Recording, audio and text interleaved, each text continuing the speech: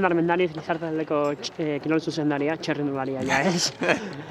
Afizionatutan aurtengo denboraldia errepasatzen ari gara eta jakin nahi genuen gizartealdeari beti erreferentzia dela, zer moduz funtzen zuen aurtengo denboraldian. Bueno, pozik gaude, ez? Hasi ginen oso ongi, lasterketa guztietan ongi egon da, ez? Eta guretzat importantena da ongi hastea, baina ere bai ongi bukatzea. Eta nik uste amaiera polita egiten ari dugula, eta azken 3 lasterketa hauek zer moduz joaten diren. Farma eligatzen duzuen taldea izan da, beti txirrindulari onak bilatzen dituzue, aurten izan dituzue, Castrillo, Valenciaga edo Gorra irabazi zuela, Sinue Fernandez, baita ere Euskaldunak, Mikel Retegi edo Diego Uriarterekin, orokorrean denboraldi oso ona egin duzue, ez? Bai, esan dizuan bezala oso pozik, ez, aipatu dituzun txirrindulariekin eta gero beste guztiekin ere bai, ez, talde bat guztiak osatzen dute eta urtero ikusten dugu txirrindulariak pausu bat aurrera ematen dutela eta disfrutatzen ez formazio hortaz, bai. Ikusi dugu momentu politak izan dituzuela, baita ere momentu zaiak, pixkat irabaztea gustatu zaizuen momenturen batean, nola baloratzen duzu orokorren denboraldia batez ere aurten ez duzuela nazioarteko hainbat lasterketa korritu gira bidez.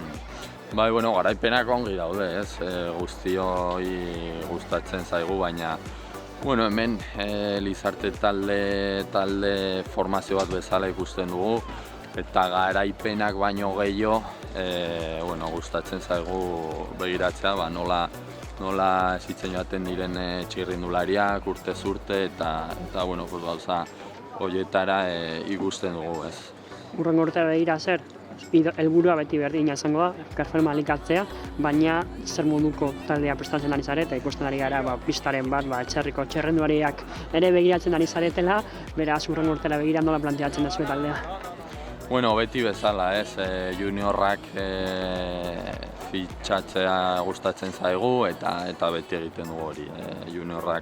Juniorrekin egon eta urte joaten dira maila hobetzen eta hori izango da hurrengo urteko bidea bai. Mikel Retegi, Lizartealdeko txirrindularia denboraldia amaitzen ari garela eta oraindik ere zenbait itzuli geratzen direla eta lasterketa batzuk bukatzea falta dela, baina denboraldia ia osatuta dugu eta zen genezake gora berak izan dituzula, egia da Valenciaga rekonozitzen izan zenun. Eroriko horrek markatu dizula asko, baina lehenago eta geroago erakutsi duzu ze goi mailako txirrindularia zen. Urtean nahiko ondo hasi nuen, objektibo oso markatuta neukan Espainiako kopako generala saiatzeko.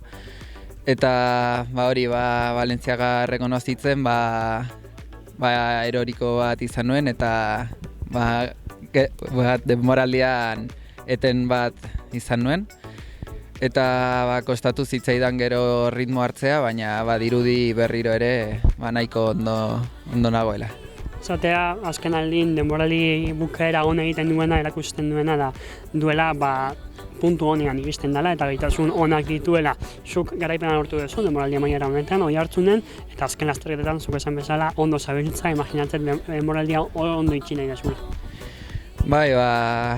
Hori da, saiatuko gara urte bukaera polit bat egiten, ere taldekidei pixka bat, esku bat ematen, egin diaten laguntza guztiagatik, bueltatzeko pixka bat esfortzu hori, eta urte polita, bukaera polita egiten saiatuko gara.